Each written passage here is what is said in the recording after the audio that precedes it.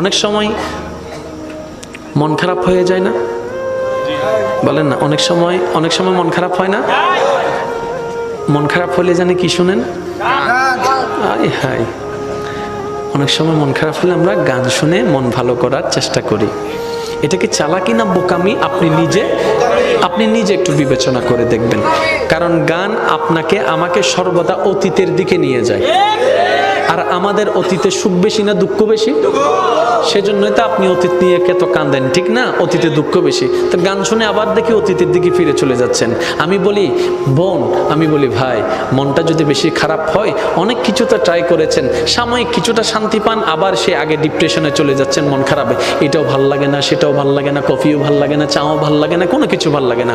আমি বলি ভাই একটা কাজ করেন, আমি বলি বোন একটা কাজ করেন, সব কিছু বাদ দিয়ে যাই নামাজটা একটু বিছাই নেন, বিছাই নিয়ে চোখটা বন্ধ করেন, বন্ধ করে দাঁড়ায় থেকে ডাইরেক্ট সিজদায় চলে যান। কিচ্ছু পড়ার দরকার নাই, অজু বানানোর দরকার নাই, শুধু এতটুক মাথাটা ঝুকান আর মনে মনে বলেন আমি আমার রবের দরবারে ঝুঁকে গেলাম, আমি আমার রবের দরবারে ঝুঁকে গেলাম, আমার মাথাটা রবের দরবারে ঝুঁকাই দিলাম। কিচ্ছু পড়ার দরকার নাই ভাই, কিচ্ছু পড়ার দরকার নাই বোন, আপনি শুধু চোখটা বন্ধ করে সিজদার মধ্যে পড়ে থাকুন। আপনার রব তাকায় আছে, আপনার এই ব্যস্ত মন, আপনার এই অশান্তি মন, আপনার এই ব্যথাতি মন, আপনার এই ব্যথিত মন, আপনার রব তাকায় আছে। আপনার রব দেখছে বান্দার মন খারাপ, কিন্তু কারো দিকে যায় নাই, রবের কাছে গিয়েছে। রবের কাছে গিয়েছে কোন রব? যিনি শান্তিদাতা, যিনি শান্তিদাতা, যিনি সুখদাতা। ওই রবের কাছে যখন শান্তির জন্য আপনি যাবেন, মাথাটা ঝুঁকাবেন, 5টা থেকে 6টা মিনিট থাকেন, আপনি নিজেই বলবেন সিজদা থেকে ওঠার সময় মনটা কেমন জানি ফ্রেশ ফ্রেশ লাগতেছে।